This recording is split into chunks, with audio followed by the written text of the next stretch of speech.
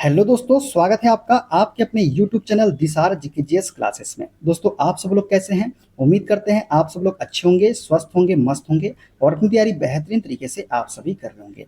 दोस्तों, हम आपको आरआरबी एएलपी सीबी 22 एग्जाम के लिए basic science and engineering rank की युद्ध बुक का सॉल्यूशन करवा रहे हैं, जिसमें दोस्तों आज हम आपको व्यावसायिक सुरक्षा एवं स्वास्थ्य के जितने भी क्वेश्चन इस बुक में दिए गए हैं, सारे क्वेश्चन का सॉल्यूशन इस वीडियो में करवाने वाले हैं। दोस्तों, वीडियो अच्छा लगे वीडियो को लाइक कर दीजिएगा, शेयर कर दीजिएगा, कमेंट कर दीजिएगा। चैनल पे नए हैं चैनल को सब्सक्राइब करके बेल आइकन को प्रेस कर लीजिएगा। और दोस्तों, हमसे जुड़ने के लिए क्लास के अपडेट के लिए आप हमारा टेलीग्राम चैनल ज्वाइन कर सकते हैं। टेलीग्राम चैनल का लिंक मैंने डिस्क्रिप्शन बॉक्स में आपको दे दिया है। चलिए दोस्तों, देर ना करते हुए स्टार्ट करते हैं आज का अपने सेशन। और दोस्तों, सभी की प्लेलिस्ट हमने आपके लिए बना दी है, तो आप प्लेलिस्ट में जाके भी सारी वीडियोस देख सकते हैं। चलिए देर ना करते हुए स्टार्ट करते हैं आज का अपना सेशन और देखते हैं व्यावसायिक सुरक्षा एवं स्वास्थ्य से पूछे गए सारे क्वेश्चन का सॉल्यूशन। पहला क्वेश्चन दोस्तों, कार्यस्थल वर्क प्लेस पर संकटों की पहचान करने का सर्वोत्तम तरीका निम्न में से कौन सा है? दोस्तों, कार्यस्थल पर संकटों की पहचान करने का सर्वोत्तम तरीका है नियमित सुरक्षा निरीक्षण करना। क्या करना? नियमित सुरक्षा निरीक्षण करना। दोस्तों, नियमित सुरक्षा निरीक्षण करना कार्यस्थल पर खतरों की पहचान करने का सबसे अच्छा तरीका है। इसमें संभावित खतरों की पहचान करने और सुधारात्मक कार्रवाई करने के लिए कार्यस्थल की व्यवस्थित रूप से जांच करना शामिल होता है। ठीक है ना? देखते हैं अगला क्वेश्चन दोस्तों। किसी वर्कशॉप में ईंधन अधिप्लवन फ्यूल स्प्लेश के तुरंत बाद क्या किया जाना चाहिए? दोस्तों, किसी वर्कशॉप में ईंधन अधिप्लवन के तुरंत बाद क्या किया जाना चाहिए? जगह को खाली कर देना चाहिए और अवशोषक पदार्थों का उपयोग करके अधिप्लवन को नियंत्रित करना चाहिए। क्या करना चाहिए? अधिस्प्लाव को नियंत्रित करना चाहिए। तो ऑप्शन नंबर ए वाला इसका करेक्ट आंसर हो जाएगा। ठीक है दोस्तों, कार्यशाला में ईंधन रिसाव की स्थिति में तत्काल प्रभावित क्षेत्र को खाली करना चाहिए और शोषक सामग्री का उपयोग करके रिसाव को नियंत्रित करना है। ठीक है, देखते हैं अगला क्वेश्चन। अग्निशामक यंत्र के उपयोग के संबंध में निम्न में से कौन सा कथन सही है? कथन पहला है दोस्तों, जहरीले धुएं की उपस्थिति की परवाह किए बिना किसी भी प्रकार के आग को बुझाने का प्रयास करना सुरक्षित है। नहीं दोस्तों, पहला जो कथन है वो हमारा गलत कथन है। अगर जहरीला धुआं वहां उपस्थित है और उसकी परवाह किए बिना हम किसी भी प्रकार के आग को बुझाने का प्रयास करेंगे तो हमें प्रॉब्लम क्रिएट होगी, हमें सांस लेने में दिक्कत जाएगी, हमें जो जहरीला धुआं है वो हमारे अंदर चले जाएगा, जिससे हमें प्रॉब्लम क्रिएट हो सकती है। ठीक है, कथन 2 है दोस्तों, पास PASS तकनीक जिसका अर्थ है पुल, एम, स्क्वीज और स्वीप अग्निशामक यंत्र के प्रभावी उपयोग के लिए अनुशंसित है। तो बिल्कुल सही बात है दोस्तों, जो पास तकनीक है ना, ये अग्निशामक यंत्र के प्रभावी उपयोग के लिए क्या है? अनुशंसित है। और पास का फुल फॉर्म क्या होता है? PASS में P का मतलब होता है पुल, A का मतलब होता है एम, S का होता है स्क्वीज और S का होता है स्वीप। ठीक है, तो पास का फुल फॉर्म भी आपको याद रखना है क्या है। तो इसमें जो कथन सही है वो है कथन नंबर दूसरा वाला। तो ऑप्शन 20 का करेक्ट आंसर हो जाएगा, केवल कथन 2 सही है। दोस्तों, अग्निशामक यंत्र के उपयोग का सही क्रम है पास तकनीक, मतलब पुल, एम, स्क्वीज और स्वीप। जबकि कथन 1 जहरीले धुएं की मौजूदगी में आग बुझाने का प्रयास करना खतरनाक हो सकता है हमारे लिए, इसलिए कथन 2 ही क्या है? हमारा सत्य कथन है। ठीक है, देखते हैं अगला क्वेश्चन। निम्न में से कौन सी क्रियाएं फिसलने और गिरने से होने वाली चोटों को रोकने में सहायता करती है? तो कौन सी क्रियाएं हैं जो फिसलने, गिरने और होने वाली चोटों को रोकने में सहायता करती है? तो ये है हमारी ऑप्शन नंबर बी, छलकन को तुरंत साफ करना और चेतावनी संकेत का उपयोग करना। ये जो क्रिया हम करेंगे, ये क्रियाएं फिसलने और गिरने से होने वाली चोटों को रोकने में क्या करती है? सहायता प्रदान करती है। दोस्तों, छलकन या फैली हुई चोटों को तुरंत साफ करना चाहिए और चेतावनी संकेतों का उपयोग करके फिसलने और गिरने से होने वाली चोटों को रोकने में क्या होती है? सहायता प्रदान होती है। ठीक है, देखते हैं अगला क्वेश्चन। निम्न में से कौन निरोधक अनुरक्षण का उदाहरण है? दोस्तों, निरोधक अनुरक्षण का उदाहरण है ऑप्शन नंबर बी, नियमित रूप से गहन और निरीक्षण करना। ये जो है निरोधक अनुरक्षण का उदाहरण है। दोस्तों, निरोधक अनुरक्षण एक प्रकार की देखरेख है जिसमें किसी उपकरण या मशीन की पूर्व नियोजित और नियमित जांच एवं निरीक्षण की जाती है, जिससे वह खराब ना हो और उसकी कार्य क्षमता बनी रहे। उदाहरण की बात करें तो मशीन की समय समय पर सफाई करना, तेल बदलना, पार्ट्स की जांच करना, बैटरी चेक करना, ये निरोधक अनुरक्षण के अंतर्गत ही आता है। ठीक है, देखते हैं अगला क्वेश्चन। मामूली रूप से जलने पर प्राथमिक चिकित्सा प्रदान करने में पहला चरण क्या है? दोस्तों, यदि कोई मामूली रूप से जल जाता है तो प्राथमिक चिकित्सा प्रदान करने का पहला चरण है जले हुए स्थान पर ठंडा पानी डालें। क्या करना है? जले हुए स्थान पर ठंडा पानी डालें। दोस्तों, मामूली रूप से जलने पर प्राथमिक चिकित्सा प्रदान करने में पहला चरण है जली हुई जगह को ठंडे पानी से धोना या ठंडे पानी में डुबोना, जिससे जलन कम होती है, त्वचा ठंडी होती है और सूजन घटती है। ठीक है ना? देखते हैं अगला क्वेश्चन। विद्युत सुरक्षा पद्धतियों के संबंध में निम्न में से कौन सा कथन सत्य है, ये हमको बताना है। पहला कथन है दोस्तों, मल्टी आउटलेट बार को अन्य मल्टी आउटलेट बार में प्लग करना तब तक सुरक्षित है जबकि कुल लोड आउटलेट की निर्धारित क्षमता से अधिक न हो। नहीं दोस्तों, ये कथन हमारा असत्य कथन है। विद्युत उपकरणों का उपयोग नम पृष्ठों के पास या जब आपके हाथ गीले हो तब नहीं किया जाना चाहिए, और विद्युत तारों को गलीचे या चटाई के नीचे न रखकर सुरक्षित किया जाना चाहिए। बिल्कुल सही बात है दोस्तों। विद्युत उपकरणों का उपयोग नम पृष्ठों के पास या जब आपके हाथ गीले हो तब नहीं किया जाना चाहिए, और विद्युत तारों को गलीचे या चटाई के नीचे न रखकर सुरक्षित किया जाना चाहिए। तो कथन 2 हमारा क्या है? सत्य कथन है। ठीक है, अब बात करते हैं इसके एक्स्ट्रा फैक्ट के बारे में। तो दोस्तों, कथन का विश्लेषण करते हैं। तो विधाविक विद्युत सुरक्षा मानकों के अनुसार एक मल्टी आउटलेट बार जैसे एक्सटेंशन बोर्ड को दूसरे मल्टी आउटलेट बार में जोड़ना सुरक्षित नहीं माना जाता है, भले ही लोड सीमा डेजी चेनिंग भी कहा जाता है। ठीक है, जिससे सॉकेट्स और वायरिंग पर ज्यादा भार पड़ सकता है। इससे गर्मी बढ़ने, तारों के गलने या आग लगने का खतरा बढ़ जाता है। फायर डिपार्टमेंट और सुरक्षा विशेषज्ञ अक्सर ऐसे संयोजन को मना करते हैं। ठीक है, तो कथन 1 समझ में आ गया क्यों गलत है। ठीक है, कथन 2 की बात करें तो विद्युत सुरक्षा मानकों के अनुसार विद्युत उपकरणों का उपयोग नम पृष्ठों के पास या जब आपके हाथ गीले हो तब नहीं किया जाना चाहिए। सही बात है। और विद्युत तारों को गलीचे या चटाई के नीचे न रखकर सुरक्षित किया जाना चाहिए। तो कथन 2 हमारा क्या हो जाएगा? सत्य कथन हो जाएगा। ठीक है, देखते हैं अगला क्वेश्चन। बड़ी और खतरनाक मशीनों का प्रचालन करते समय यांत्रिक संकट से बचने का सबसे प्रभावी तरीका क्या है? दोस्तों, बड़ी और खतरनाक मशीनों का प्रचालन करते समय यांत्रिक संकट से बचने का सबसे प्रभावी तरीका है उचित प्रशिक्षण और अनुभव। क्या हो जाएगा? उचित प्रशिक्षण और अनुभव। बड़ी और खतरनाक मशीनों का प्रचालन करते समय यांत्रिक संकट से बचने का सबसे प्रभावी तरीका है उचित प्रशिक्षण और अनुभव। ठीक है, यदि उचित प्रशिक्षण होगा और अनुभव होगा तो आप बड़ी से बड़ी और खतरनाक मशीनों का संचालन भी आराम से कर सकते हैं। ठीक है, देखते हैं अगला क्वेश्चन। कार्यशाला में सामान्य सुरक्षा के संबंध में निम्न में से कौन सा कथन सत्य है? दोस्तों, कार्यशाला में सामान्य सुरक्षा के संबंध में सत्य कथन हमको बताना है। कथन पहला है दोस्तों, जॉब के लिए किसी भी उपलब्ध औजार का उपयोग करना भले ही वह सही उपकरण ना हो। तो क्या दोस्तों, यदि जॉब बनाना है आपको तो किसी भी प्रकार का उपकरण उपयोग कर सकते हो क्या? अगर वो उपकरण उसके लिए सही नहीं है तो आप करोगे क्या? तो पहला कथन तो क्या हो गया? गलत हो गया। कथन दूसरे की बात करें तो उपयोग के बाद औजारों को उनके उचित स्थान पर रखना चाहिए। बिल्कुल सत्य बात है। औजार को यदि आपने उपयोग कर लिया है उसको उनके उचित स्थान पे ही रखना चाहिए। तीसरा कथन है दोस्तों, मशीन चालू रहने पर उसे साफ करना। दोस्तों, क्या मशीन चालू रहेगी तो आप उसे साफ करोगे क्या? इसमें तो आपको खतरनाक है ना ये हमारे लिए, यदि मशीन चालू है उसे आप सफाई कर रहे हो, इससे दुर्घटना हो सकती है। तो तीसरा कथन क्या है? हमारा गलत कथन है। चौथा कथन है, पुराने या टूटे फूटे या क्षतिग्रस्त औजारों को तुरंत बदलना चाहिए। हाँ, तो चौथा कथन भी हमारा क्या है? सत्य है। तो कथन दूसरा और चौथा जो है सत्य कथन हो जाएगा। ऑप्शन नंबर ए इसका करेक्ट आंसर हो जाएगा। ठीक है, तो दिए गए निर्देश से स्पष्ट है कि कार्यशाला में सामान्य सुरक्षा के संबंध में कथन दूसरा और कथन चौथा क्या है? सत्य कथन है। कथन पहला और तीसरा क्या है? असत्य कथन है। ठीक है ना? देखते हैं अगला क्वेश्चन। खतरे की प्रकृति के आधार पर व्यक्तिगत सुरक्षा उपकरण पीपीई श्रेणियों की सही युग्म की पहचान करिए।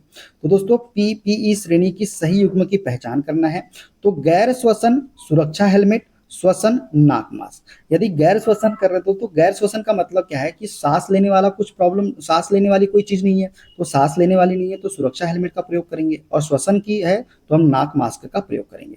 दोस्तों, व्यक्तिगत सुरक्षा उपकरण या पीपीई से आशय ऐसे उपकरण से है जो चोट या संक्रमण के जोखिम से बचाने के लिए डिजाइन किए गए हैं। जैसे हेलमेट हो गया, मास्क हो गया, चश्मा हो गया, दस्ताने हो गए, जूते हो गए, इनसे बचाया जा सकता है, मतलब सुरक्षा की जा सकती है। ठीक है, हमारे शरीर की। देखते हैं अगला क्वेश्चन। कारखाना अधिनियम 1948 की किस धारा के अंतर्गत रुई धुनकियों के पास स्त्रियों और बच्चों को काम पर रखना निषिद्ध है। दोस्तों कारखाना अधिनियम 1948 की धारा कौन सी है जिसके अंतर्गत रुई धुनकियों मतलब कॉटन ओपनर्स के पास स्त्रियों और बच्चों को काम पर रखना निषिद्ध है? तो वो धारा है धारा 27। दोस्तों कारखाना अधिनियम 1948 की धारा 27 के अंतर्गत रुई धुनकियों के पास स्त्रियों और बच्चों को काम पर रखना क्या है? निश्चित है। ठीक है दोस्तों, कारखाना अधिनियम 1948 का विस्तार संपूर्ण भारत में है। यह 1 अप्रैल 1949 को लागू हुआ। वर्तमान में इसमें कुल 120 धाराएं हैं। कारखाना अधिनियम 1948 की धारा 27 के तहत रुई दबाने के कारखाने के किसी ऐसे भाग में जिसमें रुई धुनकी चल रही है किसी स्त्री या बालक को नियोजित नहीं किया जाएगा। धारा 21 क्या बोलती है? धारा 21 मशीनरी पर बाड़ा लगाना, इससे संबंधित है। धारा 25 बोलेगा तो सक्रिय मशीनों से संबंधित है। किससे? धारा 25। ठीक है, देखते हैं अगला क्वेश्चन।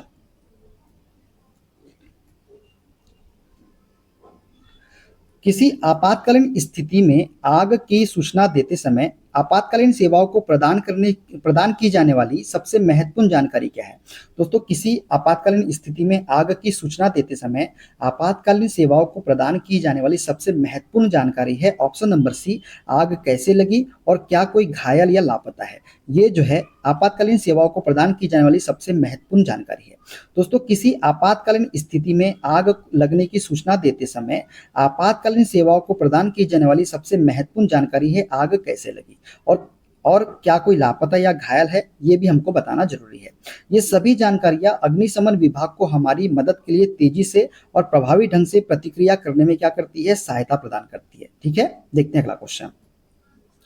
किसी कार्यशाला में विद्युत भंग होने पर पहला कदम क्या उठाया जाना चाहिए? दोस्तों, यदि कोई कार्यशाला है और उसमें विद्युत भंग हो गई है तो पहला कदम क्या उठाना है हमको? पहला कदम ये उठाना है कि जांच करना है कि क्या आपातकालीन प्रकाश व्यवस्था और बैकअप विद्युत काम कर रही है या नहीं कर रही है। तो ऑप्शन नंबर सी इसका करेक्ट आंसर हो जाएगा। दोस्तों, किसी कार्यशाला में विद्युत भंग होने पर पहला कदम यह उठाया जाना चाहिए कि क्या आपातकालीन प्रकाश व्यवस्था और बैकअप विद्युत काम कर रही है या नहीं कर रही है, इसकी हमको जांच करना चाहिए। ठीक है, देखते हैं अगला क्वेश्चन। कार्यस्थल में 5S संकल्पना का अनुप्रयोग निम्न में से कौन सा है? दोस्तों, कार्यस्थल में 5S संकल्पना का अनुप्रयोग है हमारा सुगम अभिगम्यता के लिए उपकरण और सामग्री को व्यवस्थित रूप में रखना। कार्यस्थल में 5S संकल्पना का अनुप्रयोग क्या है? सुगम अभिगम्यता के लिए उपकरण और सामग्री को व्यवस्थित रूप से रखना। दोस्तों, कार्यस्थल पर 5S संकल्पना सुगम अभिगम्यता के लिए उपकरण और सामग्री को व्यवस्थित रूप से रखने से संबंधित है। 5S संकल्पना एक जापानी कार्यस्थल संगठन विधि है जिसमें 5 चरण शामिल होते हैं। पहला होता है सॉर्ट, जिसे हम छटाई बोलते हैं। दूसरा होता है सेट इन ऑर्डर, जिसे सुव्यवस्थित बोलते हैं। तीसरा होता है साइन मतलब चमकाना। चौथा होता है स्टैंडर्डाइज मतलब मानकीकरण। और पांचवा होता है सस्टेन मतलब अनुशासन। मतलब sort, set in order, shine, standardise और सस्टेन जो है ये 5S संकल्पना है और ये एक जापानी कार्यस्थल संगठन की क्या है? विधि है। ठीक है ना, देखते हैं अगला क्वेश्चन। कार्यस्थल पर आग लगने पर तत्काल क्या कार्रवाई की जाना चाहिए? दोस्तों, यदि कार्यस्थल पर आग लग गई है तो तत्काल हमें क्या कार्रवाई की जाना चाहिए? तो अलार्म बजाना चाहिए और क्षेत्र को क्या करना चाहिए? खाली कर देना चाहिए। तो ऑप्शन नंबर ए इसका करेक्ट आंसर हो जाएगा। ठीक है, देखते हैं अगला क्वेश्चन। कार्यस्थल पर सिस्टम विफलता सिस्टम फेलियर का सामना करते समय पहला चरण क्या होना चाहिए? दोस्तों, कार्यस्थल पर सिस्टम विफलता का सामना करते समय पहला चरण होना चाहिए समस्या की रिपोर्ट करें और आपातकालीन प्रोटोकॉल का पालन करें। तो ऑप्शन नंबर डी इसका करेक्ट आंसर हो जाएगा। ठीक है, कार्यस्थल पर सिस्टम विफलता का सामना करते समय पहला चरण समस्या की रिपोर्ट करना और आपातकालीन प्रोटोकॉल का पालन करना होना चाहिए। ठीक है ना, देखते हैं अगला क्वेश्चन। निम्न में से कौन सा 5S सिद्धांतों में से एक नहीं है? दोस्तों, अभी हमने बताया था ना 5S सिद्धांत क्या था? Sort in, set in order, shine, standardise और सस्टेन। देखिए, सस्टेन तो है, सॉर्ट भी है, स्टैंडर्डाइज भी है। सुपरवाइज था क्या? नहीं। तो सुपरवाइज जो है ये 5S सिद्धांतों में से एक नहीं है। दोस्तों, 5S एक 5 स्तरीय कार्यप्रणाली है जो अधिक सुव्यवस्थित और उत्पादक कार्यप्रणाली का निर्माण करती है। एस का मतलब होता है सॉर्ट, फिर होता है स्ट्रेन या फिर सेट इन ऑर्डर, और फिर आता है साइन, उसके बाद आता है स्टैंडर्डाइज और उसके बाद आता है सस्टेन। तो ये 5S प्रणाली है। ठीक है ना, देखते हैं अगला क्वेश्चन। कार्यस्थल पर विद्युत दुर्घटनाओं को रोकने के लिए प्रभावी तरीका निम्न में से कौन सा है? दोस्तों, कार्यस्थल पर विद्युत दुर्घटनाओं को रोकने के लिए प्रभावी तरीका है विद्युत रोधी उपकरणों का उपयोग करना और रबर के दस्ताने पहनना। तो ऑप्शन नंबर बी इसका करेक्ट आंसर हो जाएगा। दोस्तों, कार्यस्थल पर विद्युत दुर्घटनाओं को रोकने के लिए कुछ प्रभावी तरीके या उपाय निम्नलिखित है। पहला उपाय, विद्युत रोधी एवं सुरक्षित उपकरण का प्रयोग करना, नियमित निरीक्षण और रखरखाव करना, व्यक्तिगत सुरक्षा उपकरण जैसे रबर के दस्ताने और जूते पहनना, कर्मचारियों में बिजली के खतरों के बारे में जागरूक एवं प्रशिक्षित करना। ये सभी जो है कार्यस्थल पर विद्युत दुर्घटनाओं को रोकने के लिए कुछ प्रभावी तरीके हैं। ठीक है, देखते हैं अगला क्वेश्चन। डैश एक पेनिसिलिन एंटीबायोटिक है जो बैक्टीरिया से लड़ता है। तो दोस्तों, कौन एक पेनिसिलिन एंटीबायोटिक है जो बैक्टीरिया से लड़ता है? तो ये है एमोक्सिसिलिन। कौन सा? एमोक्सिसिलिन जो है ये एक पेनिसिलिन एंटीबायोटिक है जो बैक्टीरिया से क्या करता है? लड़ता है। तो ऑप्शन डी इसका करेक्ट आंसर हो जाएगा। दोस्तों, एमोक्सिसिलिन बैक्टीरियल इन्फेक्शन के इलाज में इस्तेमाल होता है। यह दवाओं के समूह पेनिसिलिन टाइप एंटीबायोटिक से संबंधित ड्रग है। इस दवा का इस्तेमाल ब्रोंकाइटिस, निमोनिया और कान, नाक, गले, त्वचा या यूरिनरी ट्रैक्ट के इलाज में एमोक्सिसिलिन का उपयोग किया जाता है। किसका? एमोक्सिसिलिन का। ठीक है ना, देखते हैं अगला क्वेश्चन। स्कॉटिश चिकित्सक डेनियल रदरफोर्ड ने 1772 में डैश की खोज की थी। दोस्तों, स्कॉटिश चिकित्सक डेनियल रदरफोर्ड ने 1772 में खोज की थी नाइट्रोजन की। किसकी खोज की थी? नाइट्रोजन की खोज की थी। दोस्तों, स्कॉटिश चिकित्सक डेनियल रदरफोर्ड ने 1772 में नाइट्रोजन की खोज की थी। नाइट्रोजन का प्रतीक N और परमाणु संख्या 7 के साथ रासायनिक तत्व है ये, और ब्रह्मांड में 5वां सबसे प्रचुर तत्व नाइट्रोजन है। यह पृथ्वी की वायु का 78% हिस्सा है। रासायनिक तत्व और खोजकर्ता की बात करें तो हाइड्रोजन की खोज की थी हेनरी कैवेंडिश ने, क्लोरीन की खोज की थी कार्ल विलियम सीले ने, और हीलियम की खोज की थी पियरे जॉनसन, नॉर्मन लॉकर और विलियम रामसे ने। ठीक है, देखते हैं अगला क्वेश्चन। एंटीहिस्टामाइन दवाएं कुछ प्राथमिक चिकित्सा बॉक्सों में मौजूद होती है। इन दवाओं को कब लिया जाना चाहिए? दोस्तों, एंटीहिस्टामाइन दवाई जो है ये कुछ प्राथमिक चिकित्सा बॉक्स में मौजूद होती है। इन दवाओं को तब लिया जाता है जब परागज ज्वर मतलब हे फीवर और अन्य एलर्जी के लक्षणों को कम करना हो।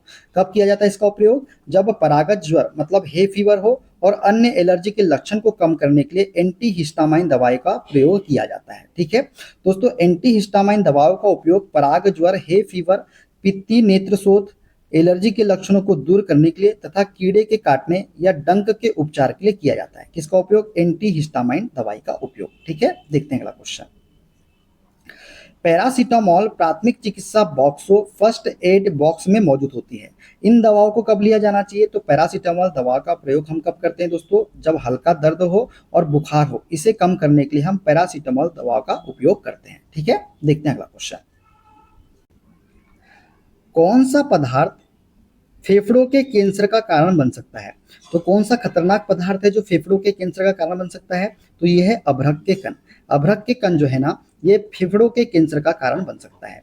दोस्तों, अभ्रक के कण फेफड़ों के कैंसर और श्वसन संबंधी बीमारियों का कारण बन सकते हैं।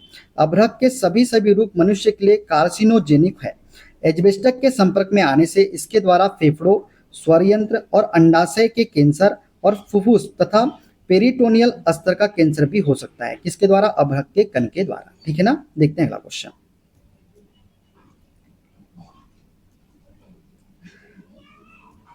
विटामिन B1 को डैश के नाम से भी जाना जाता है। दोस्तों, विटामिन B1 को जो है थायमिन के नाम से भी जाना जाता है। किसके नाम से? थायमिन के नाम से। दोस्तों, विटामिन एवं उनके रासायनिक नाम की बात करें तो विटामिन B1 को बोलते हैं थायमिन, विटामिन B2 है राइबोफ्लेविन, विटामिन B3 का रासायनिक नाम है पेंटोथेनिक अम्ल और विटामिन B6 का रासायनिक नाम है पायरिडॉक्सिन। तो ये सभी आपको याद रखना है। ठीक है ना, देखते हैं अगला क्वेश्चन। आइबुप्रोफेन प्राथमिक चिकित्सा फर्स्ट एड बॉक्स में मौजूद एक आम दवा है।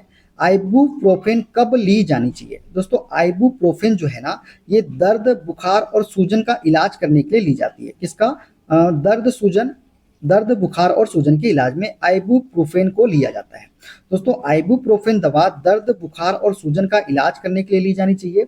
यह प्राथमिक चिकित्सा बॉक्स में मौजूद एक आम दवा है। यह विश्व स्वास्थ्य संगठन की आवश्यक दवाओं की सूची में है, जो स्वास्थ्य प्रणाली में आवश्यक सबसे सुरक्षित और प्रभावी दवाएं हैं। ठीक है, देखते हैं अगला क्वेश्चन।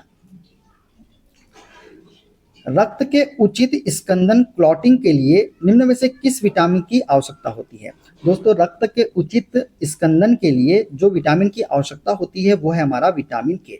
कौन सा? विटामिन के। दोस्तों, रक्त के उचित स्कंदन क्लॉटिंग के लिए विटामिन के की आवश्यकता होती है। इसकी कमी से शरीर पर चोट लगने से रक्त का थक्का नहीं बनता है, जिससे अधिक रक्तस्राव के कारण व्यक्ति की मृत्यु भी हो सकती है। विटामिन के का रासायनिक नाम फिलोक्विनिनो है।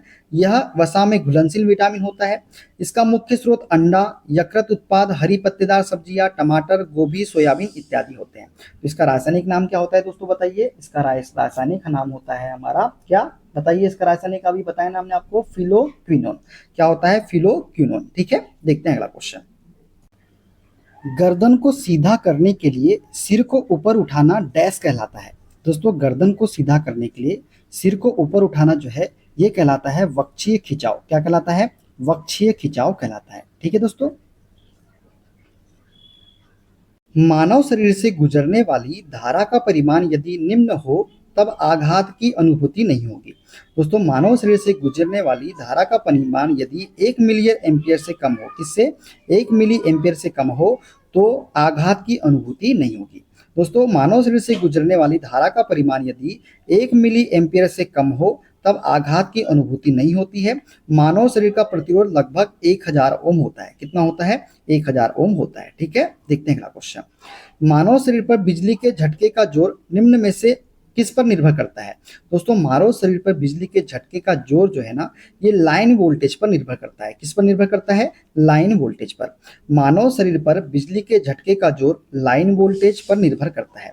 90 वोल्टेज तक की आपूर्ति मानव शरीर पर उल्टा झटका दे पाती है और जैसे जैसे वोल्टेज बढ़ाएंगे झटका तीव्र होता जाता है। ठीक है, देखते हैं अगला क्वेश्चन। निम्न में से कौन सी हानियां हैं जो किसी व्यक्ति को बिजली के झटके लगने से हो सकती है? तो दोस्तों, वह हानियां जो किसी व्यक्ति को बिजली के झटके लगने से हो सकती है वो है हमारी किसी अंग विशेष पर छाले पड़ जाना या मांस का जल जाना, हृदय गति रुकना या मृत्यु, श्वास में रुकावट में मूर्छा। ये सभी जो है ना ये बिजली के झटके से लगने वाली हानियां हैं। तो उपयुक्त सभी जो है ये बिजली के झटके से लगने वाली हानियां हैं। दोस्तों, श्वास में रुकावट व मूर्छा तथा हृदय गति रुकना व मृत्यु और किसी अंग विशेष पर छाले पड़ जाना या मांस का जल जाना ये सभी व्यक्ति को बिजली के झटके लगने से हो सकती है। ठीक है, देखते हैं अगला क्वेश्चन। इलेक्ट्रिक फायर के मामले में निम्न का प्रयोग आग बुझाने के लिए किया जा सकता है? दोस्तों, इलेक्ट्रिक फायर के मामले में किसका प्रयोग आग बुझाने के लिए कर सकते हैं? तो हम कर सकते हैं सूखी बालू का प्रयोग, ड्राई सैंड का प्रयोग जो है इलेक्ट्रिक फायर के मामले में आग बुझाने के लिए किया जा सकता है। दोस्तों, सूखा बालू, CO2 टाइप एक्सटिंग्विशर एवं CTC एक्सटिंग्विशर का प्रयोग इलेक्ट्रिक फायर से लगे आग बुझाने के लिए किया जाता है। आग बुझाने के लिए प्रयोग किया जाता है सूखी बालू, CCl4 मतलब कार्बन टेट्राक्लोराइड का, शुष्क CO2 का और फोम टाइप एक्सटिंग्विशर का। ठीक है, तो राइट आंसर क्या हो जाएगा? ऑप्शन नंबर सी वाला हो जाएगा। ठीक है, देखते हैं अगला क्वेश्चन। विद्युत उपकरण में स्पार्किंग का कारण हो सकता है? दोस्तों, विद्युत उपकरण में स्पार्किंग का कारण हो सकता है हमारा ढीला कनेक्शन। यदि ढीला कनेक्शन होगा तो स्पार्किंग उत्पन्न हो सकती है। तो ऑप्शन ए इसका करेक्ट आंसर हो जाएगा। ठीक है, देखते हैं अगला क्वेश्चन। सूचनात्मक चिन्ह का परिदृश्य रंग होता है? दोस्तों, सूचनात्मक चिन्ह का परिदृश्य रंग होता है हमारा हरा। क्या होता है? हरा होता है सूचनात्मक चिन्ह का परिदृश्य रंग। दोस्तों, सूचनात्मक संकेत वर्गाकार आकार के होते हैं।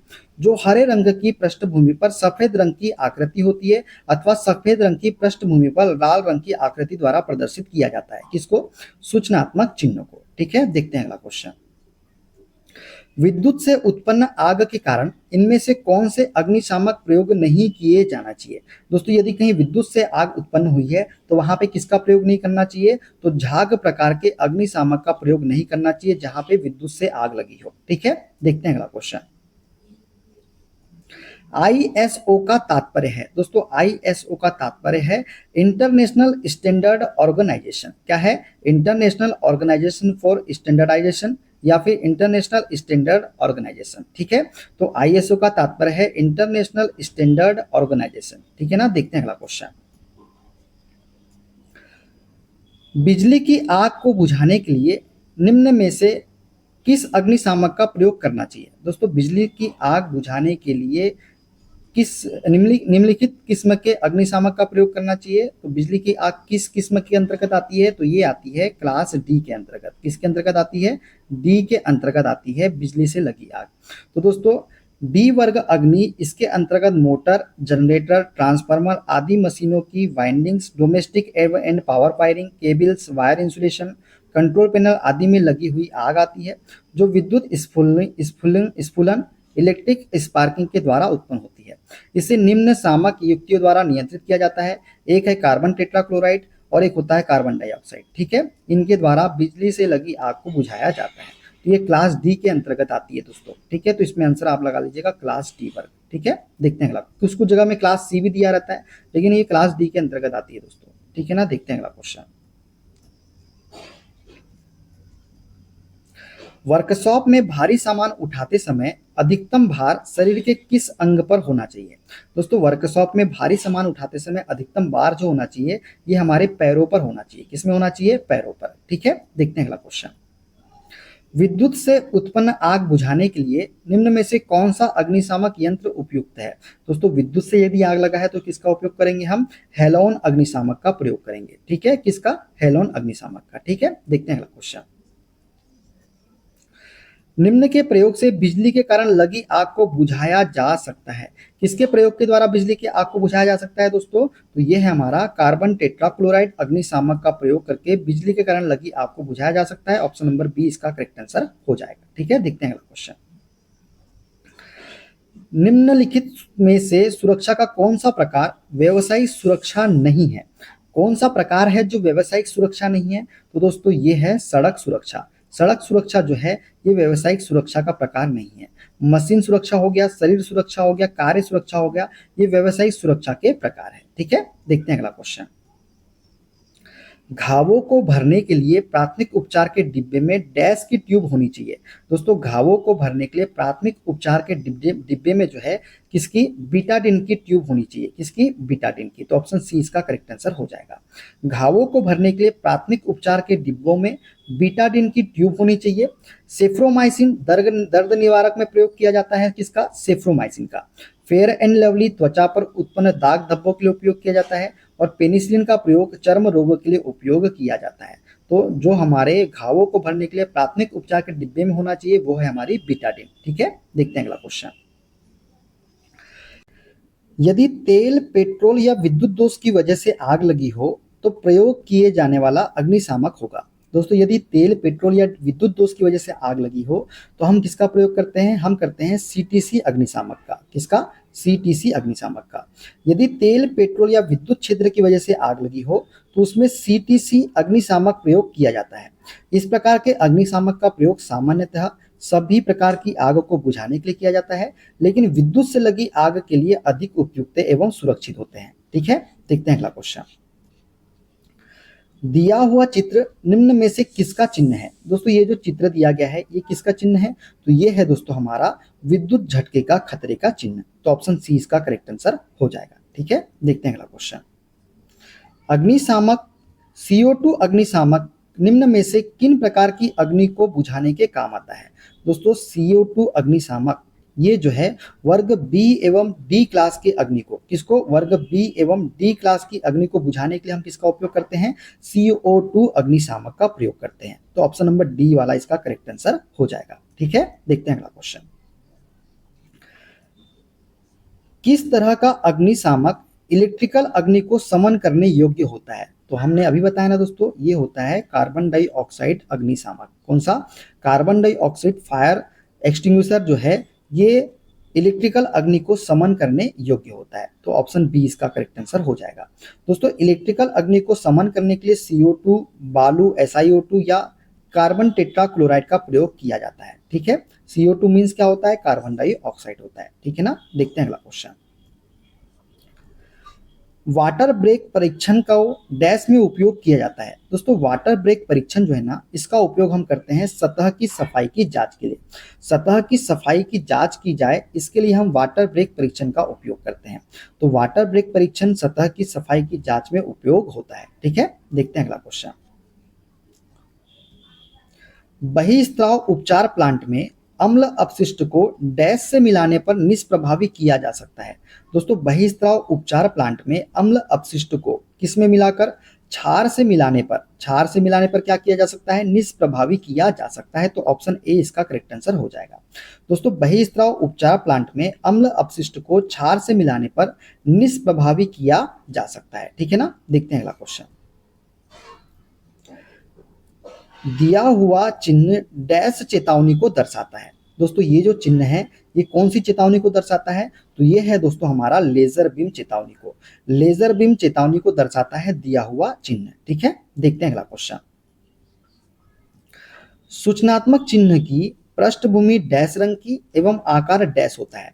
दोस्तों सूचनात्मक चिन्ह की पृष्ठभूमि जो होती है ये हरे रंग की होती है एवं आकार कैसा होता है, तो आकार वर्गाकार होता है। तो ऑप्शन सी इसका करेक्ट आंसर हो जाएगा। सूचनात्मक चिन्ह की पृष्ठभूमि हरे रंग की और आकार वर्गाकार होता है। ठीक है, देखते हैं अगला क्वेश्चन। निम्न में किन चिन्हों में की बॉर्डर एवं बीच में बना क्रॉस लाल रंगा हुआ होता है। तो दोस्तों किस चिन्ह में बॉर्डर एवं बीच में जो बॉर्डर होता है और बीच में बना क्रॉस जो होता है ये लाल रंग का होता है, तो ये होता है हमारा निषेधात्मक चिन्ह में। मतलब प्रोहिबिटिव साइन में जो है बॉर्डर एवं बीच में बना क्रॉस जो होता है ना ये लाल रंग का हुआ होता है। दोस्तों निषेधात्मक चिन्ह में की बॉर्डर एवं बीच में बना क्रॉस लाल रंग से रंगा हुआ होता है। निषेधात्मक चिन्ह की पृष्ठभूमि कैसी होती है, तो सफेद रंग की होती है। ठीक है, देखते हैं अगला क्वेश्चन। विद्युत झटके के पश्चात कृत्रिम श्वास क्रिया की निम्न में से किस विधि में रोगी को छाती के बल जमीन पर लिटाया जाता है।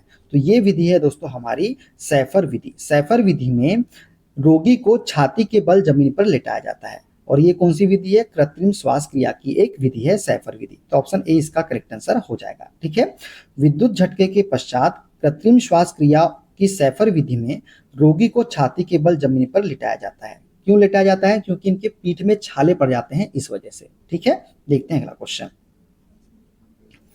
लाल रंग का बॉर्डर तथा लाल रंग की क्रॉस पट्टी किस प्रकार के सुरक्षा संकेत में बनाई जाती है, तो ये है हमारा निषेधात्मक संकेत में। ठीक है, लाल रंग का बॉर्डर तथा लाल रंग की क्रॉस पट्टी निषेधात्मक प्रकार के सुरक्षा संकेत की बनाई जाती है।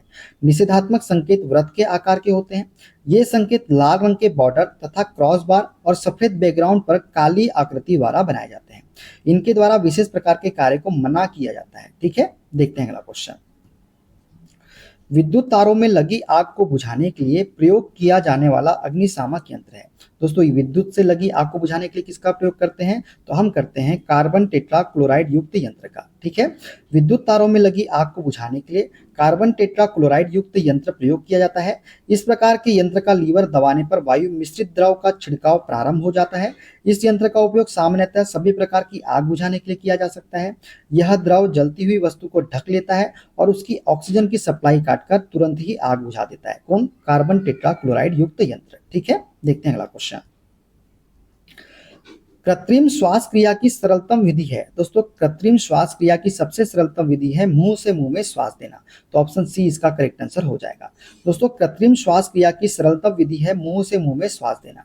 पीड़ित को पीठ के बल लिटा ले तथा पीड़िता के मुंह को अच्छी तरह साफ कर ले। अब उसके खुले मुंह पर महीन कपड़ा रखकर और एक हाथ से उसकी नाक बंद करके अपने मुंह से बलपूर्वक झटके से हवा भरे। यही क्या है, मुंह से मुंह में श्वास देना। ठीक है, देखते हैं अगला क्वेश्चन। विद्युत संपर्क में आए व्यक्ति को छुड़ाने के लिए क्या करना चाहिए, तो विद्युत संपर्क में आए व्यक्ति को छुड़ाने के लिए क्या करना चाहिए, मेन स्विच ऑफ कर देना चाहिए। तो ऑप्शन ए इसका करेक्ट आंसर हो जाएगा।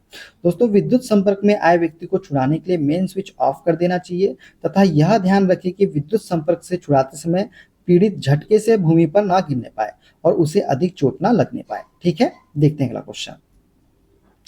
वैद्युतिक कार्यशालाओं में अग्निशमन हेतु क्या किया जाता है, तो वैद्युतिक कार्यशालाओं में अग्निशमन हेतु उपरोक्त तीनों वस्तुएं उपलब्ध होनी चाहिए। क्या क्या, अग्निशमन यंत्र उपलब्ध रहने चाहिए, रेत से भरी बाल्टियां उपलब्ध होनी चाहिए, जल की व्यवस्था हेतु जल से भरी ओवरहेड टंकी होनी चाहिए। ये तीनों ही चीजें जो है वैद्युतिक कार्यशाला में अग्निशमन हेतु उपलब्ध होनी चाहिए। ठीक है, देखते हैं अगला क्वेश्चन। विद्युत उपकरणों और ऐसे आग वाले प्रतिष्ठानों में किस प्रकार के अग्निशामक यंत्र का प्रयोग करते हैं। दोस्तों विद्युत उपकरण की बात कर रहे हैं तो हेलॉन प्रकार के अग्निशमन का प्रयोग करते हैं विद्युत उपकरणों और ऐसे आग वाले प्रतिष्ठान जिसमें पानी की जरूरत ना हो, जहां पे पानी से आग बुझाई ना जा सकती हो। ठीक है, देखते हैं अगला क्वेश्चन। दोस्तों, विद्युत उपकरणों और ऐसे आग वाले प्रतिष्ठानों में हेलान प्रकार का अग्निशामक यंत्र प्रयोग करते हैं। अग्निशामक यंत्र मुख्यतः 4 प्रकार के होते हैं दोस्तों। एक होता है सोडा एसिड अग्निशामक, एक होता है फोम अग्निशामक, एक होता है कार्बन डाइऑक्साइड अग्निशामक और एक होता है कार्बन टेट्रा क्लोराइड अग्निशामक यंत्र। ठीक है, देखते हैं अगला क्वेश्चन। बिजली से लगने वाली आग को बुझाने के लिए किस प्रकार के अग्निशामक का प्रयोग किया जाता है? दोस्तों, बिजली से लगने वाली आग के लिए हम किसका उपयोग करते हैं? तो हेलॉन प्रकार के अग्निशामक का प्रयोग करते हैं बिजली से लगने वाली आग के लिए। ठीक है, देखते हैं अगला क्वेश्चन। सांप द्वारा काटने पर प्रथम चिकित्सा डैश है। दोस्तों, सांप द्वारा यदि काट लिया जाए तो प्रथम चिकित्सा होती है हमारी घाव पर कपड़ा बांधना तथा खून बाहर आने देने के लिए घाव को काटना। यदि किसी को भी सांप काट ले तो सबसे पहले उपचार क्या किया करना पड़ेगा? हमको घाव पर कपड़ा बांधना पड़ेगा और खून बाहर आने देने के लिए घाव को क्या करना पड़ेगा? काटना पड़ेगा। ठीक है, सांप द्वारा काटने पर प्रथम चिकित्सा है पहले सांप के काटे हुए स्थान के ऊपर किसी रस्सी या कपड़े से बांध देना चाहिए, फिर खून बाहर आने देने के लिए घाव को क्या करना चाहिए? काटना चाहिए। ठीक है ना, देखते हैं अगला क्वेश्चन। यदि एक मरीज मुंह से श्वसन प्रक्रिया सही ना करे तो प्राथमिक उपचार को निम्न अनुसार करना चाहिए। दोस्तों, यदि कोई मरीज को बिजली का झटका लगा है, यदि वह मरीज मुंह से श्वास प्रक्रिया नहीं कर पा रहा है, सही से नहीं कर पा रहा है, तो हमारा जो कदम होगा वो क्या होगा? हमें तुरंत चिकित्सा सहायता ढूंढना होगा। क्या करना होगा? तुरंत चिकित्सा सहायता ढूंढना होगा। ठीक है, देखते हैं अगला क्वेश्चन दोस्तों। सिर की सुरक्षा के लिए डैश उपयोग करते हैं। दोस्तों, सर की सुरक्षा के लिए हम किसका उपयोग करते हैं? तो हम लोग करते हैं हार्ड हेड्स का प्रयोग और हेलमेट्स का प्रयोग। तो उपरोक्त ए और बी दोनों का प्रयोग करते हैं सर की सुरक्षा के लिए। दोस्तों, सर की सुरक्षा के लिए कठोर टोपी और हेलमेट का उपयोग करते हैं जो पूरा सर ढक लेता है और सर के चोट से बचाता है। तो ऑप्शन नंबर ए और बी मतलब डी इसका करेक्ट आंसर हो जाएगा। ठीक है, देखते हैं अगला क्वेश्चन। पैरों की सुरक्षा के लिए पहनते हैं। दोस्तों, पैरों की सुरक्षा के लिए हम क्या पहनते हैं? तो पैरों की सुरक्षा के लिए हम लेदर शू पहनते हैं। क्या पहनते हैं? लेदर शू। तो ऑप्शन सी इसका करेक्ट आंसर हो जाएगा। पैरों की सुरक्षा के लिए वर्कशॉप में कार्य करते समय लेदर शूज पहनना चाहिए जिससे पैरों से चुभने से बचाता है। लेदर शूज क्या करता है? ये पैरों को चुभने से बचाता है। ठीक है, देखते हैं अगला क्वेश्चन। आंखों की सुरक्षा के लिए डैश प्रयोग करते हैं। दोस्तों, आंखों की सुरक्षा के लिए हम किसका प्रयोग करते हैं? तो गॉगल्स का प्रयोग करते हैं, ग्लासेस का प्रयोग करते हैं और फेस शील्ड्स का प्रयोग करते हैं। तो उपरोक्त सभी का प्रयोग करते हैं हम आंखों की सुरक्षा के लिए। ठीक है, देखते हैं अगला क्वेश्चन। शरीर की सुरक्षा के लिए डैश प्रयोग करते हैं। दोस्तों, शरीर की सुरक्षा के लिए हम किसका प्रयोग करते हैं? तो हम सभी जो है ओवरऑल्स, ग्लव्स, एप्रोन, इन सभी का प्रयोग करते हैं किसके लिए? शरीर की सुरक्षा के लिए। तो ऑप्शन डी इसका करेक्ट आंसर हो जाएगा। ठीक है, देखते हैं अगला क्वेश्चन। ग्राइंडिंग करते समय हमेशा डैश। दोस्तों, ग्राइंडिंग करते समय हमेशा क्या करना चाहिए?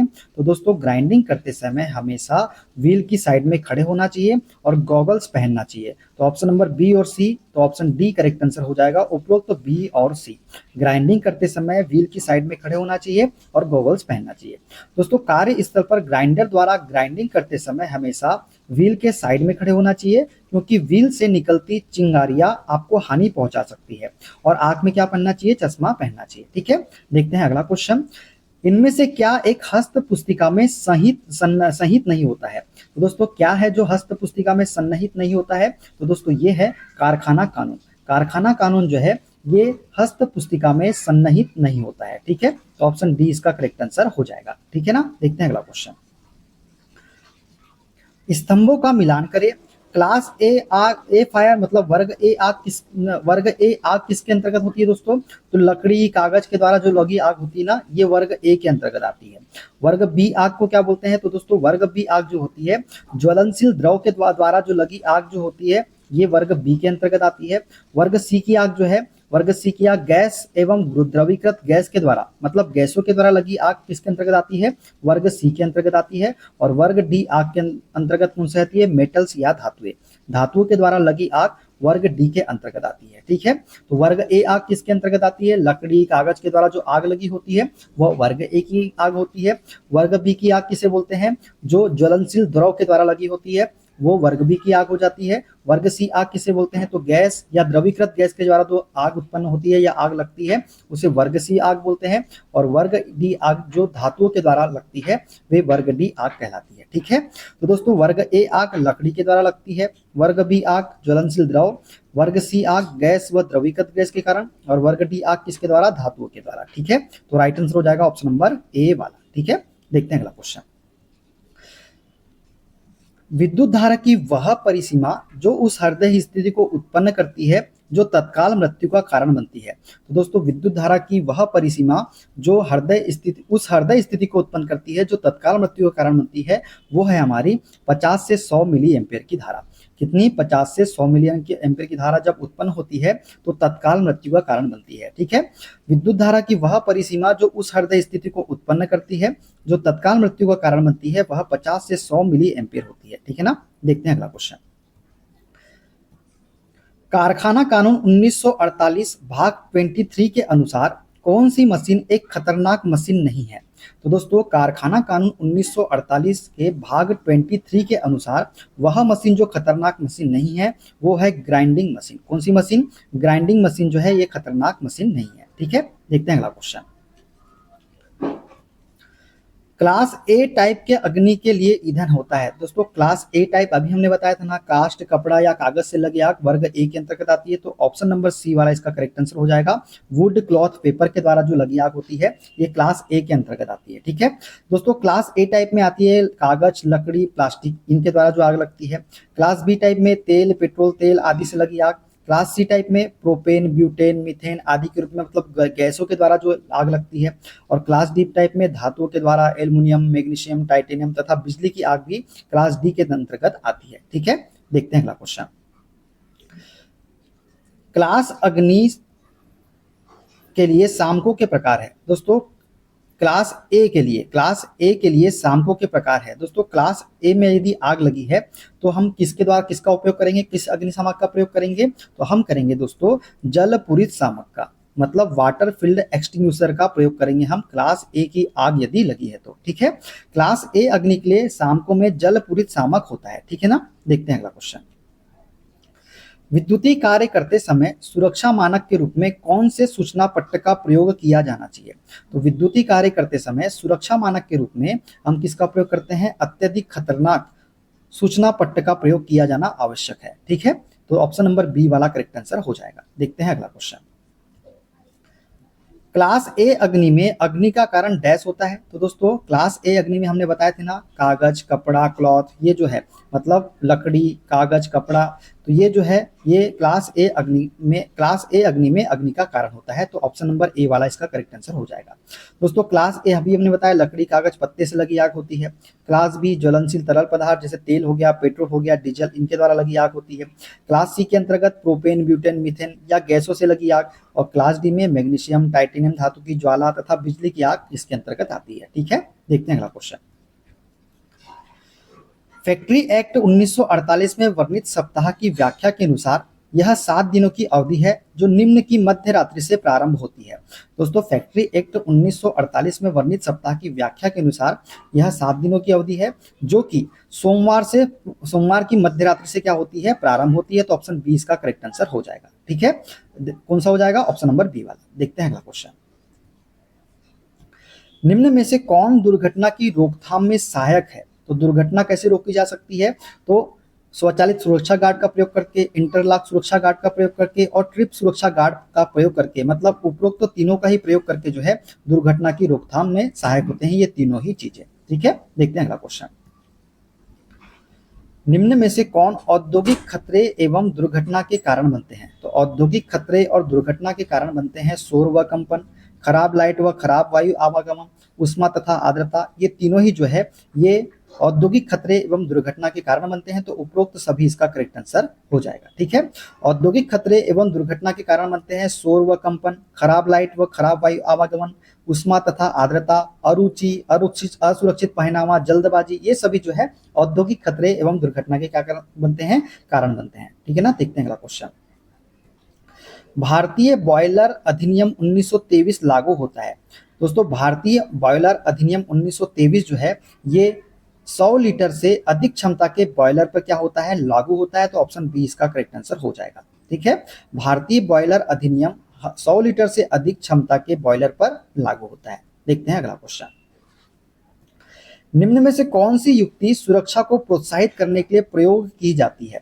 तो वह युक्ति जो सुरक्षा को प्रोत्साहित करने के लिए प्रयोग की जाती है, ये है हमारा प्रचार वाक्यों को लिखना। प्रचार वाक्यों को लिखना जो है, ये सुरक्षा को प्रोत्साहित करने के लिए प्रयोग की जाती है। दोस्तों, प्रचार वाक्यों को लिखना सुरक्षा को प्रोत्साहित करने के लिए प्रयोग की जाती है।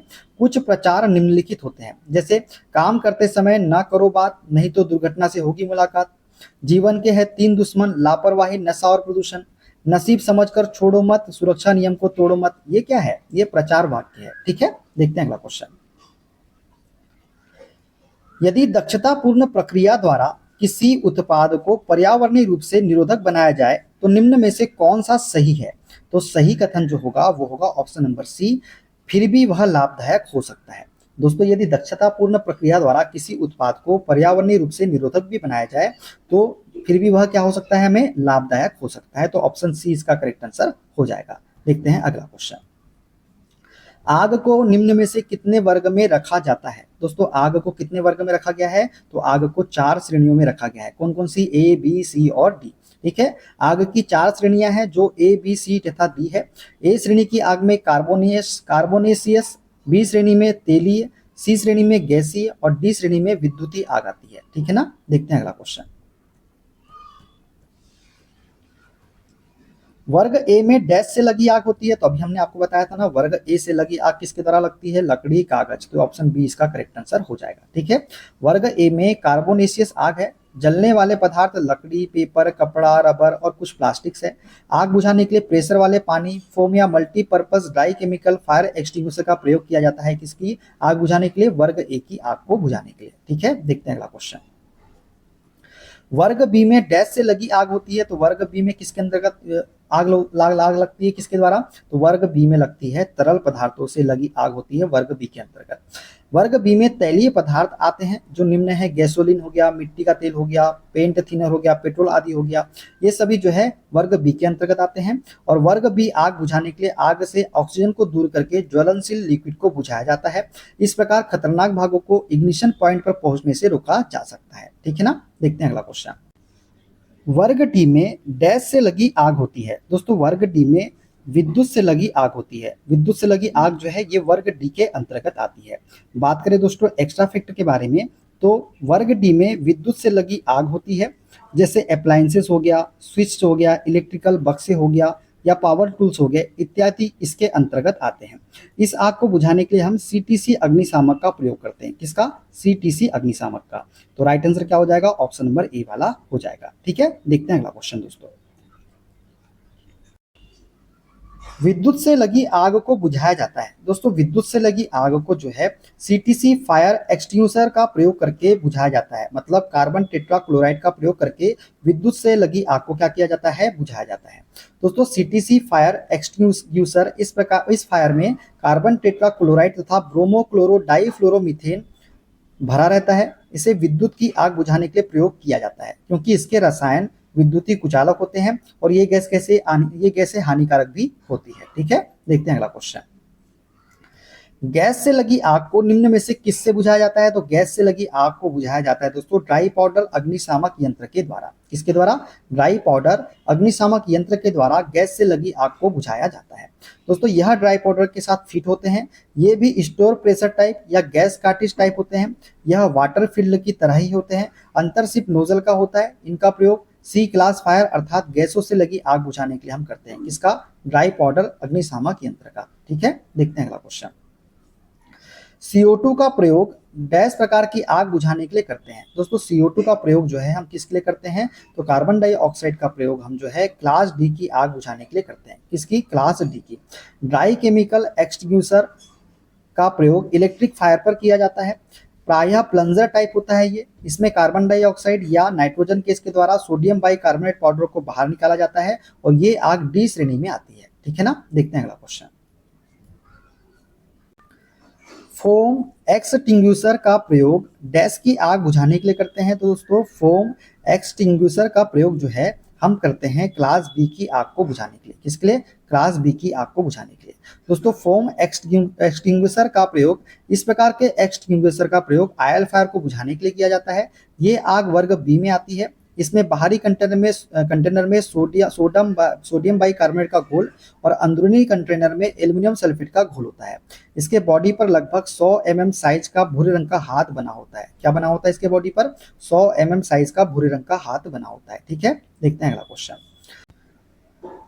सोडा एसिड एक्सटिंग्विशर का प्रयोग डैश प्रकार की आग बुझाने के लिए करते हैं। दोस्तों सोडा एसिड अग्निशामक का प्रयोग हम करते हैं क्लास ए की आग को बुझाने के लिए। किसके लिए? क्लास ए की आग बुझाने के लिए हम लोग सोडा एसिड एक्सटिंग्विशर का प्रयोग करते हैं। ठीक है, देखते हैं अगला क्वेश्चन। वर्कशॉप में आग लगने पर क्या करना चाहिए? दोस्तों वर्कशॉप में आग लगने पर हम क्या करते हैं? तो वर्कशॉप में आग लगने पर बिजली का मेन स्विच तुरंत बंद कर देना चाहिए। तो ऑप्शन नंबर सी वाला इसका करेक्ट आंसर हो जाएगा। ठीक है दोस्तों, वर्कशॉप में आग लगने पर बिजली का मेन स्विच तुरंत बंद कर देना चाहिए। उसके बाद बाहर निकलकर फायर ब्रिगेड को तुरंत सूचित करना चाहिए। ठीक है ना, देखते हैं अगला क्वेश्चन। यदि कार्यस्थल पर बिजली जाने से अंधेरा हो जाए तो डैश करना चाहिए। दोस्तों यदि कार्यस्थल पर बिजली जाने से अंधेरा हो जाए तो क्या करना चाहिए? भगदड़ नहीं मचाना चाहिए, वैकल्पिक रोशनी का प्रबंध करना चाहिए, बाहर निकलना हो तो सीढ़ियों का प्रयोग करना चाहिए, उपरोक्त सभी का प्रयोग करना चाहिए यदि कार्यस्थल पर बिजली जाने से अंधेरा हो जाए तो। ठीक है ना, देखते हैं अगला क्वेश्चन। हैमर प्रयोग करते समय नजर डैश पर रखनी चाहिए। दोस्तों हैमर का प्रयोग करते समय नजर हमेशा किस पर रखनी चाहिए? तो जॉब पर रखनी चाहिए। किस पर रखनी चाहिए? जॉब पर रखना चाहिए। तो ऑप्शन बी इसका करेक्ट आंसर हो जाएगा। हैमर का प्रयोग करते समय जॉब पर नजर रखनी चाहिए, तभी आप जॉब पर सही सही कार्य कर सकते हैं। जबकि चीजल हेड पर नजर रखने से जॉब पर कहीं और कटिंग हो जाएगी जिससे जॉब खराब हो सकता है। तो हैमर प्रायः हाई कार्बन स्टील से बनाए जाते हैं, ये भी आपको याद रखना है। हैमर किससे बनाए जाते हैं? हाई कार्बन स्टील से। ठीक है, देखते हैं अगला क्वेश्चन। सांस से संबंधित सुरक्षा के लिए डैश प्रयोग करते हैं। दोस्तों सांस से संबंधित सुरक्षा के लिए हम किसका प्रयोग करते हैं? तो हम करते हैं फिल्टर रेस्पिरेटर्स का। किसका? फिल्टर रेस्पिरेटर्स का प्रयोग करते हैं सांस से संबंधित सुरक्षा के लिए। दोस्तों सांस से संबंधित सुरक्षा के लिए कृत्रिम श्वसन आर्टिफिशियल रेस्पिरेशन का प्रयोग करना चाहिए। ठीक है ना, देखते हैं अगला क्वेश्चन। निम्न में से कौन सा कारण दुर्घटना का कारण नहीं है? तो इसमें से कौन सा कारण है जो दुर्घटना का कारण नहीं है? तो दुर्घटना का कारण नहीं है सुरक्षा का आदर। क्या? सुरक्षा का आदर जो है ये दुर्घटना का कारण नहीं है। वर्कशॉप में दुर्घटना का कारण खतरे के प्रति असावधानी, लापरवाही तथा उपकरणों का गलत प्रयोग हो सकता है, लेकिन जब सुरक्षा का आदर करते हैं तो दुर्घटना का कारण नहीं होता है। ठीक है, देखते हैं अगला क्वेश्चन। तेलीय पदार्थों की आग बुझाने हेतु कौन सा अग्निशामक प्रयोग होता है? तो तेलीय पदार्थों की आग बुझाने के लिए हम प्रयोग करते हैं फोम अग्निशामक का। किसका? फोम अग्निशामक का प्रयोग करते हैं तेलीय पदार्थों की आग बुझाने के लिए। ठीक है, देखते हैं अगला क्वेश्चन। विद्युत आग बुझाने के लिए कौन सा अग्निशामक प्रयोग करेंगे? तो विद्युत आग बुझाने के लिए हम करते हैं सीटीसी अग्निशामक का। किसका? CTC, carbon tetra chloride. ठीक है, देखते हैं अगला क्वेश्चन। फोम टाइप अग्निशामक में कौन से रसायन प्रयोग होते हैं? तो फोम टाइप अग्निशामक में दो रसायन प्रयोग होते हैं दोस्तों, एक Na2CO3 और एक AlSO4। ठीक है, तो ऑप्शन नंबर ए इसका करेक्ट आंसर हो जाएगा। फोम टाइप अग्निशामक में Na2CO3 प्लस AlSO4 रसायन का प्रयोग होता है। ठीक है, देखते हैं अगला क्वेश्चन। शुष्क रसायन वाले अग्निशामक कहाँ प्रयोग होते हैं? तो शुष्क रसायन वाले अग्निशामक का प्रयोग हम करते हैं जब विद्युत की आग लगी होती है तब। विद्युत की आग लगने पर हम शुष्क रसायन वाले अग्निशामक का प्रयोग करते हैं। शुष्क रसायन वाले अग्निशामक विद्युत आग के लिए प्रयोग होते हैं। इसमें कार्बन डाइऑक्साइड या नाइट्रोजन गैस के साथ सोडियम बाइकार्बोनेट पाउडर का आग पर फेंका जाता है। ठीक है ना, देखते हैं अगला क्वेश्चन। सोडा एसिड अग्निशामक किस आग पर प्रयोग किया जाता है? दोस्तों सोडा एसिड अग्निशामक जो है ये लकड़ी से लगी आग पर प्रयोग किया जाता है। किसका? सोडा एसिड अग्निशामक का। दोस्तों सोडा एसिड अग्निशामक कार्बोनेशियस फायर जैसे लकड़ी, कपड़ा व अन्य ठोस ज्वलनशील पदार्थों से लगी आग होती है। इसको बुझाने के लिए सोडा एसिड अग्निशामक का प्रयोग किया जाता है। इसके द्वारा विद्युत से लगी आग नहीं बुझाना चाहिए क्योंकि इसके द्वारा निकले केमिकल विद्युत के अच्छे क्या होते हैं? सुचालक होते हैं, इस वजह से। देखते हैं अगला क्वेश्चन। श्रेणी बी की आग कौन सी होती है? तो श्रेणी बी की आग किसे बोलते हैं? तो तेल, पेट्रोल आदि से लगी आग जो है ये श्रेणी बी के अंतर्गत आती है। तो ऑप्शन बी वाला करेक्ट आंसर इसका हो जाएगा। श्रेणी ए की आग किसके अंतर्गत आती है? तो लकड़ी, पेपर, कपड़े आदि के द्वारा लगी आग श्रेणी ए के अंतर्गत आती है। श्रेणी बी की जो है तेल, पेट्रोल आदि से लगी आग। श्रेणी सी गैस आदि से लगी आग। श्रेणी डी इनविलिंग मेटेरियल या विद्युत से लगी आग जो है ये श्रेणी डी के अंतर्गत आती है। ठीक है, देखते हैं अगला क्वेश्चन। स्तंभों का मिलान करें। लाल, तो लाल जो होता है दोस्तों ये क्या होता है, निषेधात्मक चिन्ह में इसका प्रयोग करते हैं लाल का। पीले की बात करें तो पीले का प्रयोग कहाँ करते हैं, तो चेतावनी देने के लिए करते हैं। नीले कलर की कहाँ प्रयोग करते हैं, तो आदेश देना हो तो नीले कलर का प्रयोग करते हैं। और हरा जो है ये होता है आपातकालीन स्थिति से बचाव के लिए। तो ऑप्शन नंबर कौन सा सही हो जाएगा इसका, तो इसका सही हो जाएगा दोस्तों हमारा ऑप्शन नंबर ए वाला, पहले का तीसरा, बी का पहला और सी का दूसरा, पहले का तीसरा, बी का पहला, सी का दूसरा और डी का चौथा। तो ये जो है ये आपको सभी याद रखना है। ठीक है, देखते हैं अगला क्वेश्चन। जहर के खतरे को दिखाने के लिए इनमें से कौन सा संकेत प्रयुक्त होता है। दोस्तों जहर के खतरे को दिखाने के लिए हम प्रयुक्त करते हैं कौन सा, ऑप्शन नंबर ये वाला चिन्ह का।